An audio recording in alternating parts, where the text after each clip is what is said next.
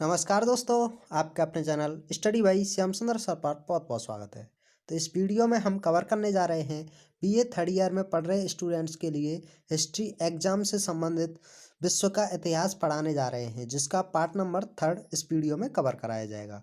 यदि आपने part number 1 and 2 को नहीं देखा है तो आप हमारे चैनल की प्लेलिस्ट में जाकर देख सकते हैं और अपनी बेहतरीन तैयारी कर सकते हैं, जिससे कि आप अच्छे मार्क्स ला सकें। तो चलो इस पार्ट नंबर 3 के क्वेश्चन नंबर 11 से स्टार्ट करेंगे। क्वेश्चन नंबर 11 में दिया हुआ है, भारत में पुर्तगालियों के पतन के क्या कारण थे। तो आइए जानते हैं। 16वीं शताब्दी के मध्य पुर्तगाली शक्ति का ह्रास होने लगा। धीरे धीरे सभी उपनिवेश उनके हाथों से निकल गए। केवल गोवा, दमन और दीव उनके अधिकार में रह गए थे, जिन्हें 1961 ईस्वी में स्वतंत्र भारत की सरकार ने मुक्त कराया। पुर्तगाली शक्ति के पतन के अनेक कारण थे। सबसे पहला था, उन्होंने अपने उपनिवेशों की जनता का घोर उत्पीड़न किया।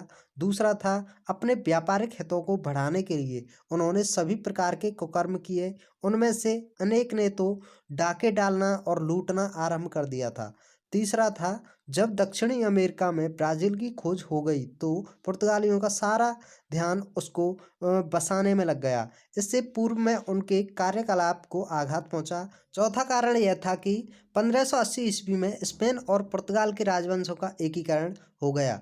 स्वभावतः स्पेन के हितों की ओर अधिक ध्यान दिया गया और पुर्तगाल की उपेक्षा की गई। कारण नंबर 5 में दिया हुआ है, पुर्तगालियों की देखा देखी यूरोप की अन्य जातियों ने भी भारत के साथ व्यापार करने के लिए अपनी अपनी कंपनियां स्थापित कर लीं। पुर्तगाली डचों, फ्रांसीसियों और अंग्रेजों के मुकाबले टिक ना सके और उनके अधिकतर उपनिवेश उनके हाथों से निकल गए। क्वेश्चन नंबर 12 में दिया हुआ है, डुप्ले कौन था, भारत में उसकी नीति क्या थी। तो आइए जानते हैं डुप्ले कौन था और उसकी नीति क्या क्या थी। तो डुप्ले 1742 ईस्वी में भारत में स्थित फ्रांस की व्यापारिक कंपनी का गवर्नर होकर आया था। उसने आकर शीघ्र ही समझ लिया कि व्यापार के क्षेत्र में फ्रांसीसी कंपनी के लिए इंग्लिश कंपनी का मुकाबला करना कठिन है।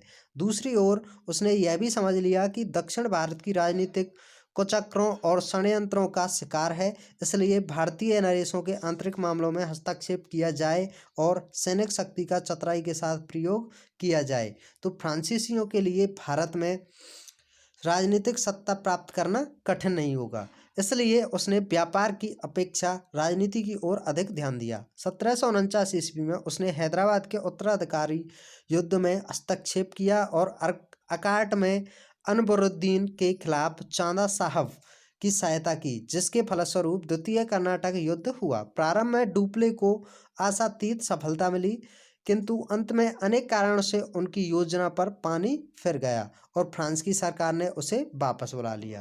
क्वेश्चन नंबर नेक्स्ट है, क्वेश्चन नंबर 13 में दिया हुआ है, कर्नाटक के प्रथम युद्ध के कारणों की विवेचना करिए। तो आइए जानते हैं। इसका पॉइंट नंबर 1 है, 1740 ईस्वी में यूरोप में एक युद्ध छिड़ गया था जो ऑस्ट्रियाई उत्तराधिकारी के युद्ध के नाम से प्रसिद्ध है। उस युद्ध में एक पक्ष में इंग्लैंड तथा दूसरे पक्ष में फ्रांस सम्मिलित हो गया।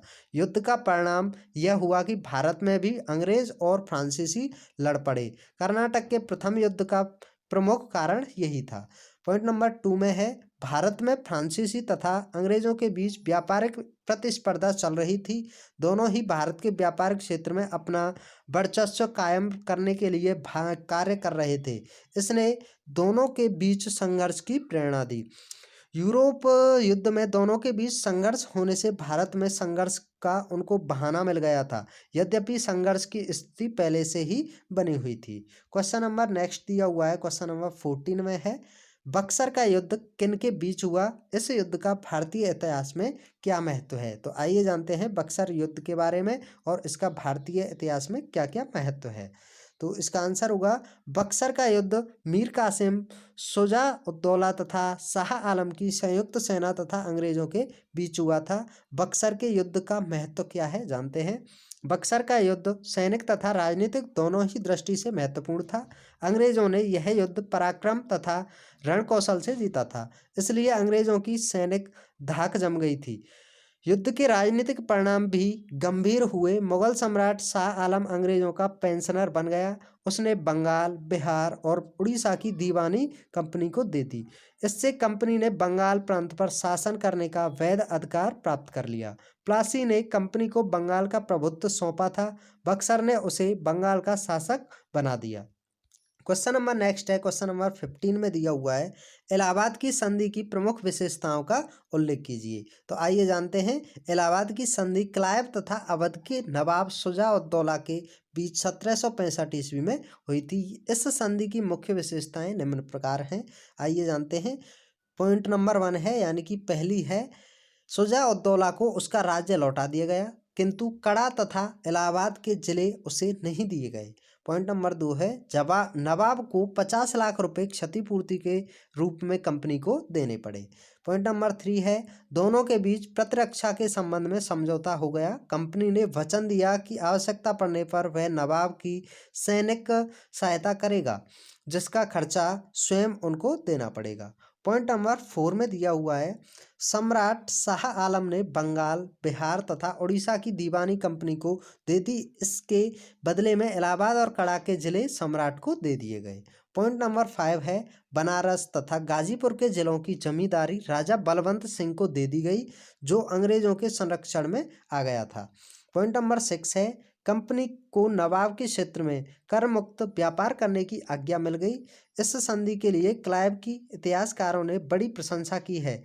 इस संधि से नवाब अंग्रेजों का मित्र बन गया। अवध के शासकों ने कभी कंपनी को धोखा नहीं दिया। दूसरे शाह आलम से की गई संधि से बड़ा लाभ हुआ। दीवानी हाथ में आ जाने से कंपनी को 3 करोड़ पौंड का राजस्व मिलने लगा। तो ये आपके पार्ट नंबर 3 से संबंधित सभी क्वेश्चंस खत्म हो चुके हैं। यदि आप पार्ट नंबर 4, 5, 6 देखना चाहते हैं और पार्ट नंबर 1, 2 को नहीं देखा है, तो आप हमारे चैनल की प्लेलिस्ट में जाकर सभी वीडियोज़ को देख सकते हैं। और आप पर किसी भी प्रकार की सब्जेक्ट हो या फिर प्रीवियस ईयर पेपर देखना चाहते हैं कि पेपर किस तरह का आएगा, तो आप हमारे चैनल की प्लेलिस्ट में सभी तरह की वस्तु को देख सकते हैं। Thanks for watching. जय हिंद, जय भारत।